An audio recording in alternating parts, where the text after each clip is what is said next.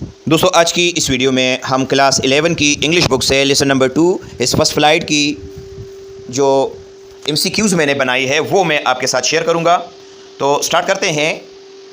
MCQs number first है, where was the young seagull at the beginning of the story.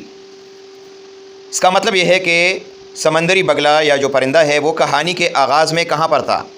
Option number A, in the sea, on a tree, on his ledge, और number D है in the air, यानी ये समंदर में था, in the sea, on a tree या एक दरख्त पर था, ऑन हिज लेज या अपनी चट्टान पर था, इन द एयर या हवा में था।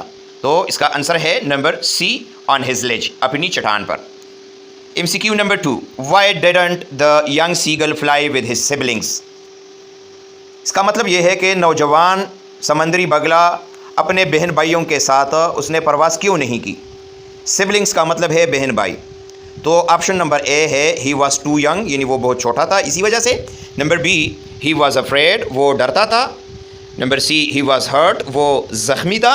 Number D, he could not see them, वो उन्हें नहीं देख सकता था। तो इसका जवाब है number B, he was afraid. इस तरीके से MCQ नंबर 3 है, how did the young seagull's parents react to his fear of flying.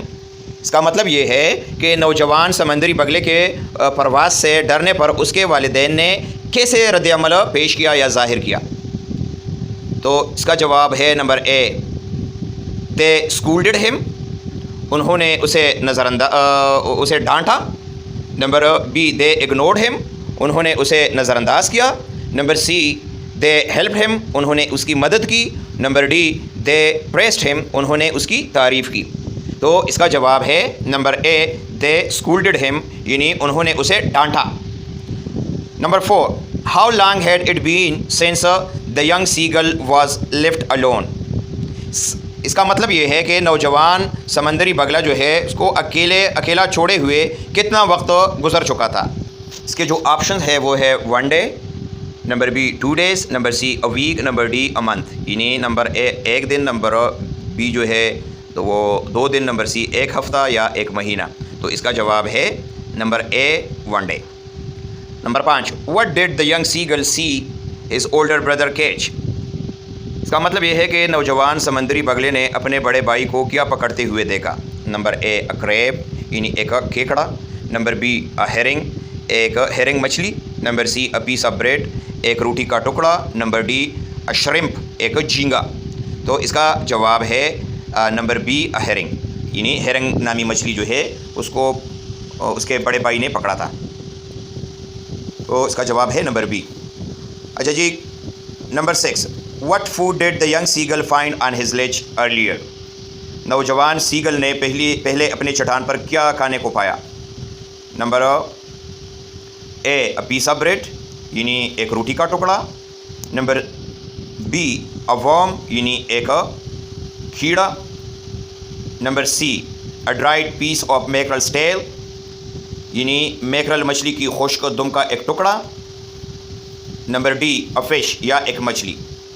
तो इसका जवाब है number C a dried piece of mackerel's tail, यानी मैकरल मछली की खुश्क दुम का एक टुकड़ा।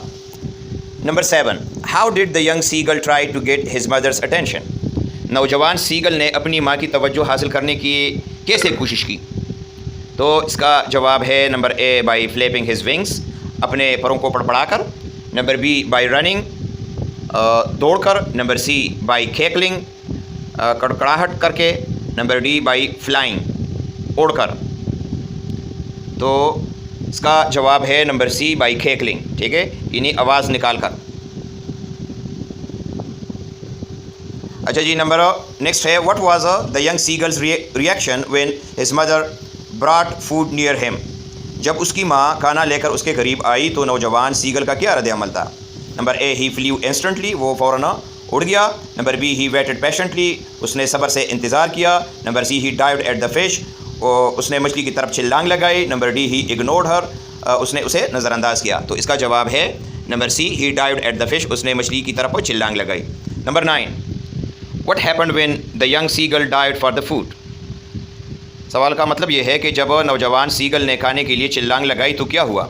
Number A, he fell into the sea, वो समंदर में गिर गया। Number B his mother caught him, उसकी माँ ने उसे पकड़ा। Number C he began to fly, वो उड़ना शुरू हो गया। Number D he head the rock, वो चट्टान से टकरा गया।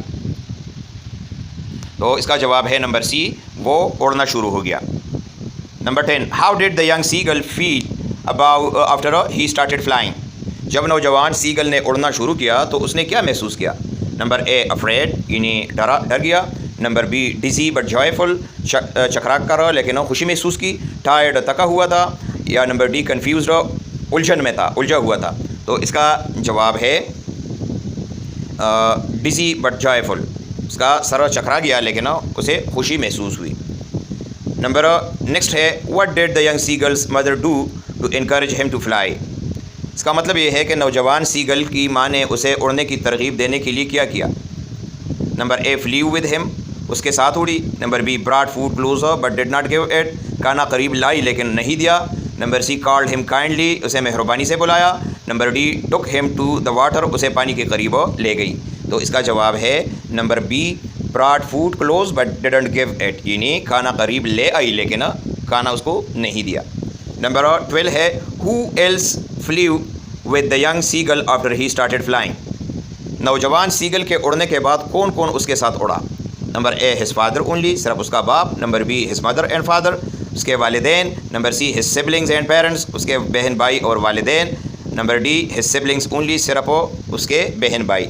तो इसका जवाब है हिज सिबलिंग्स एंड पेरेंट्स, यानी उसके बहन भाई और वालिदैन सब जो है वो उसके साथ उड़ रहे थे। What did the young seagull see when he flew near the sea. नौजवान सीगल ने समंदर के करीब उड़ते वक्त क्या देखा। नंबर ए शार्क मछलियाँ। वेव्स एंड रिचेस, लहरें और छोटे पहाड़ या लहरें इसको भी आप कह सकते हैं। अदर बर्ड्स, दूसरे परिंदे। बोट्स, किश्तियाँ। तो इसका जवाब है वेव्स एंड रिचेस, लहरें उसने देखी। नंबर 14 है what did the young seagulls family offer him while flying. इसका मतलब यह है कि नौजवान सीगल के ख़ानदान ने उसे उड़ते वक्त क्या पेश किया। नंबर ए वाटर, यानी पानी। नंबर बी फिश स्क्रैप्स, मछली के टुकड़े। नंबर सी वर्म्स, कीड़े। नंबर डी क्रैब्स, यानी केकड़े। तो इसका जवाब है मछली के टुकड़े, फिश स्क्रैप्स। और लास्ट MCQ है what does the young seagull achieve by the end of the passage. इसका मतलब यह है कि नौजवान सीगल कहानी के आखिर में क्या हासिल करता है। तो इसका जवाब है number A he catches his first fish, उसने अपनी पहली मछली पकड़ी। He makes his first flight, उसने अपनी पहली परवाज़ की। He finds a new home, उससे अपना एक नया घर मिलता है।